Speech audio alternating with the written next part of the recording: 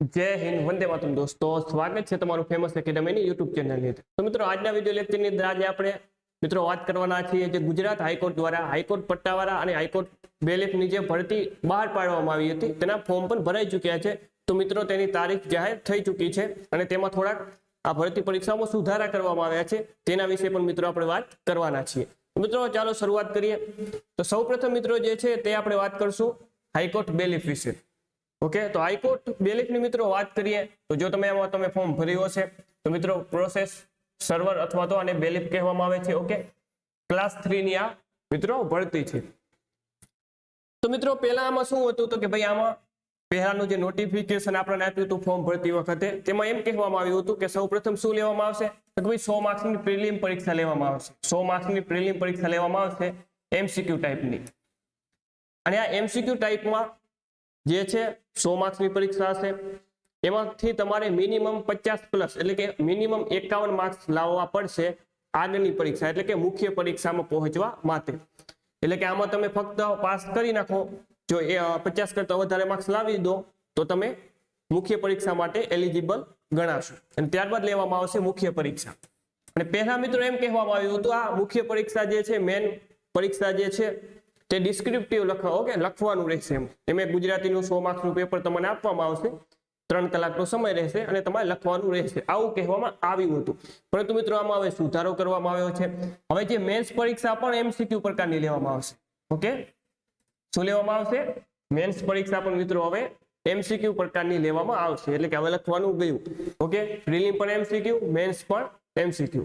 પ્રિલિમમાં 100 માંથી 50 ઉપર તમે માર્ક્સ લાવી દો તો ડાયરેક્ટ તમને મુખ્ય પરીક્ષા લખવાનો મોકો મળશે અને મુખ્ય પરીક્ષામાં પણ એમસીક્યુ જ રહેશે અને સેમ બધા વિષયો રહેશે. ઓકે, ગુજરાતી છે, ગણિત છે, રીઝનિંગ છે, આ તમામ સબ્જેક્ટ રહેશે. તો મિત્રો આ ખાસ પહેલા યાદ રાખશો કે ભાઈ ઓછામાં ઓછા 50% એટલે કે ઓછામાં ઓછા મિત્રો 50 ગુણ આ પરીક્ષામાં મેળવવા ફરજિયાત છે. તો આને ખાસ ધ્યાનમાં લેવા. તારીખ કઈ જાહેર થઈ છે આગળ તમને હું જણાવું છું. અને પહેલા શું હતું આ મેથ્સને આ પ્રિલિમ પરીક્ષાનો સમય કેટલો છે? 1 કલાક અને 30 મિનિટ. 1 કલાક અને 30 મિનિટ છે. અને આજે પહેલા મેથ્સ જે લખવાની હતી ડિસ્ક્રિપ્ટિવ હતી એનો 3 કલાકનો સમય આપી દીધો હતો, પરંતુ હવે એમસીક્યુ કરી દીધી તો એમસીક્યુમાં સમય ઘટાડી દીધો તેમને. તો આનો મુખ્ય પરીક્ષાનો જે સમયગાળો કેટલો હશે? 2 કલાકનો હશે. કેટલો હશે?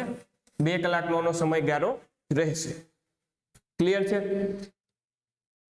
ઓકે, તો પ્રોસેસર સર્વર છે આ તેની મિત્રો વાત થઈ ગઈ. આગળ બધી તારીખ પણ જણાવું છું, તેનો સિલેબસ શું છે તે પણ જણાવું છું, બધું આગળ આપણે જોઈએ છીએ. ત્યારબાદ આગળ જોઈએ. આગળ જે મિત્રો જોઈએ આપણે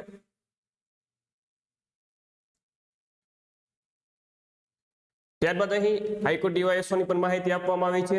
જે વેકેન્સી છે તે મિત્રો રિવાઇઝ કરવામાં આવી છે એટલે કે વેકેન્સી વધારવામાં આવી છે. તમે જોઈ શકો છો જે હાઈકોર્ટ ડીવાયએસઓ છે તેની 192 જેટલી વેકેન્સી કરવામાં આવી છે. આમાં પણ મિત્રો જે હાઈકોર્ટ ડીવાયએસઓમાં પણ શું હતું, પહેલા પ્રિલિમ હતી પછી મેન્સ હતી. આમાં પણ સેમ હાઈકોર્ટ બેલીફની જેમ જે મેન્સ એક્ઝામ છે પહેલા ડિસ્ક્રિપ્ટિવ લેવામાં આવતી હતી, પરંતુ હવે શું લખવામાં આવશે? એ પણ એમસીક્યુ ટાઈપની મુખ્ય પરીક્ષા પણ લેવામાં આવશે. હવે મિત્રો આપણે આપણી જે મેન વાત હાઈકોર્ટ બેલીફ અને પટ્ટાવાળા ઉપર છે તેના ઉપર આવીએ. તો મિત્રો આ રહી મિત્રો હાઈકોર્ટ પટ્ટાવાળાની વાત.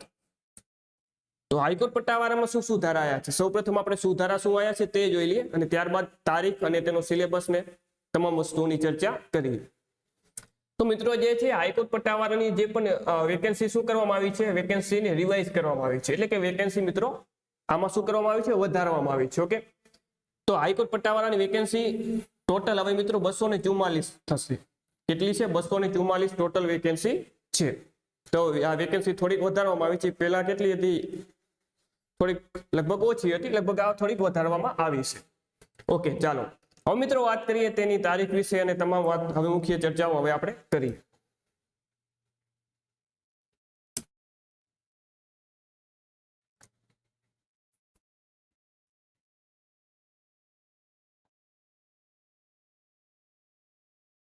તો મિત્રો હવે વાત કરીએ આપણે મુખ્ય. તો મિત્રો સૌપ્રથમ આપણે જે છે તે હાઈકોર્ટ પટ્ટાવાળાની પરીક્ષાની વાત કરીએ.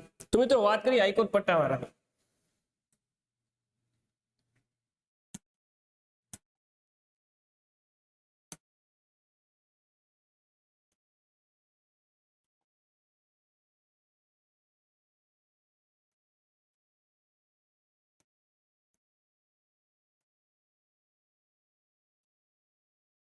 ઓકે ચાલો, તો સૌપ્રથમ મિત્રો વાત કરીએ હાઈકોર્ટ પટ્ટાવાળાની. તો ભાઈ હાઈકોર્ટ પટ્ટાવાળાની જે મિત્રો પરીક્ષાની તારીખ છે તે કઈ છે તેના વિશે વાત કરીએ.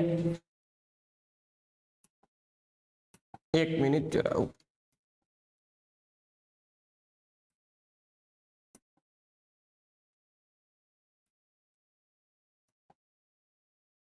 ઓકે ચાલો, તો મિત્રો હાઈકોર્ટ પટ્ટાવાળાની મિત્રો પરીક્ષાની સૌપ્રથમ આપણે વાત કરીએ. હાઈકોર્ટ પટ્ટાવાળા મિત્રો આ પરીક્ષાની તારીખ કઈ છે તમે તો યાદ રાખો 27 ઓક્ટોબર. ઓકે, એટલે કે 27/10/2024. કઈ તારીખ છે? 27/10/2024 મિત્રો તારીખ છે. એટલે કે ફક્ત જેને કહેવાય કે 28 થી 29 દિવસનો મિત્રો ફક્ત ટાઈમ બાકી રહ્યો છે.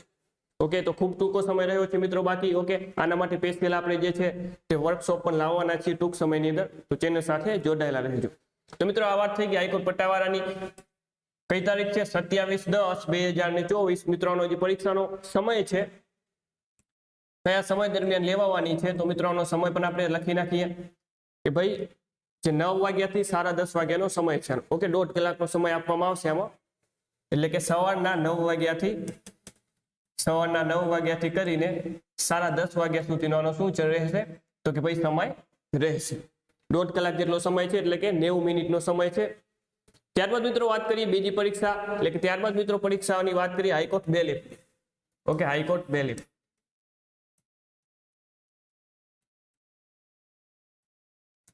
High court bailiff. ઓકે, હાઈકોર્ટ પટ્ટાવાળા મિત્રો આ ક્લાસ 4 ની ભરતી છે અને હાઈકોર્ટ બેલીફ જે છે તે તેનાથી થોડીક ઉપર એટલે કે ક્લાસ 3 લેવલની ભરતી છે. ઓકે, કોન્સ્ટેબલ તલાટી એ બધા લેવલની આ ભરતી છે. તો મિત્રો આની તારીખ પણ 27 છે. આની તારીખ પણ 27/10/2024 રહેશે. ઓકે, મતલબ કે એક જ તારીખ છે બંનેની, પરંતુ સમયમાં ફેરફાર છે.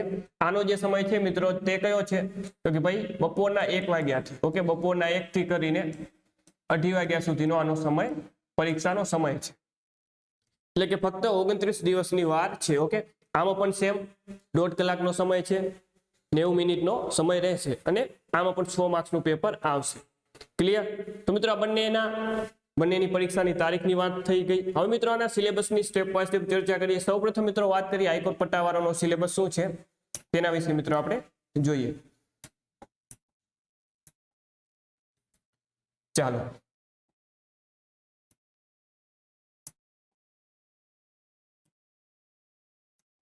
તો મિત્રો સૌપ્રથમ વાત કરીએ પટ્ટાવાળા. હાઈકોર્ટ પટ્ટાવાળાનો જે મિત્રો સિલેબસ શું છે.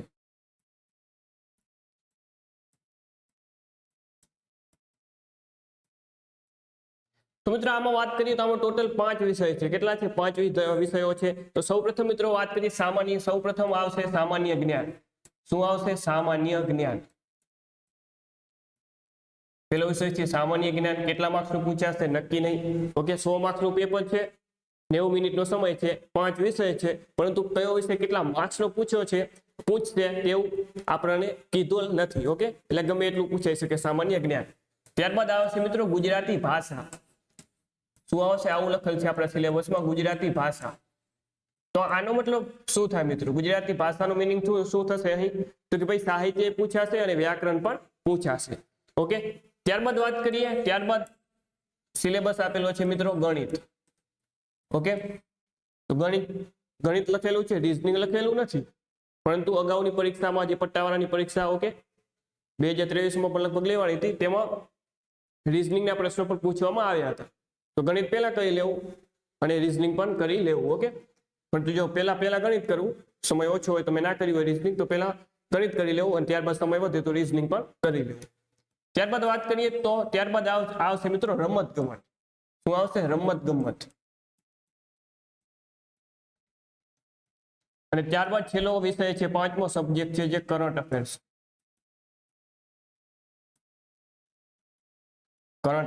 છે. ઓકે, તો આ ટોટલ 5 જેટલા વિષયો છે મિત્રો. 90 મિનિટનો સમય રહેશે અને આ 5 જેટલા સબ્જેક્ટ હશે. ઓકે, ગુજરાતી ભાષામાં વ્યાકરણ પણ પૂછાશે, સાહિત્ય પણ પૂછાશે, લખેલ છે ગણિત, પરંતુ રીઝનિંગના પ્રશ્નો પણ પૂછાય છે. રમત ગમત છે અને કરંટ અફેર્સ છે અને સામાન્ય જ્ઞાન છે. તો મિત્રો આ વાત થઈ ગઈ હાઈકોર્ટ પટ્ટાવાળાના સિલેબસ વિશે. ઓકે, 100 માર્ક્સનું પેપર છે, 100 પ્રશ્ન હશે અને તમે આમાંથી મેક્સિમમ તમારે માર્ક્સ લાવવાના રહેશે. ઓકે, આનું જે મેરિટ છે મિત્રો ખૂબ પેપર સરળ આવતું હોય છે, એટલે મેરિટ ઊંચું રહેતું હોય છે. ઓકે, ગઈ ભરતીની વાત કરીએ તો તેમાં 1499 એટલે 1500 જેટલી જગ્યાઓ હતી, છતાં પણ મેરિટ ઊંચું રહ્યું હતું, કારણ કે પેપર સરળ હતું એટલા માટે. તો આમાં પણ મેરિટ જે છે તે ઊંચું જઈ શકે છે. તો આ મિત્રો એકદમ સિમ્પલ અને સરળ વિષયો છે. ઓકે, અંગ્રેજીનો આમાં સમાવેશ થતો નથી. ચાલો, ત્યારબાદ હવે વાત કરીએ મિત્રો આપણે bailiff list, high court bailiff. Okay, high court bailiff. Okay, આ ક્લાસ વર્ગ 3 માં આવશે આ ભરતી. ચાલો, આના મિત્રો આમાં પણ મિત્રો સેમ જે છે હાઈકોર્ટ પટ્ટાવાળાની જેમ જ સિલેબસ આપેલો છે, ખાલી એક વિષય વધારાનો છે. કયો વિષય વધારાનો છે? તો કોમ્પ્યુટર.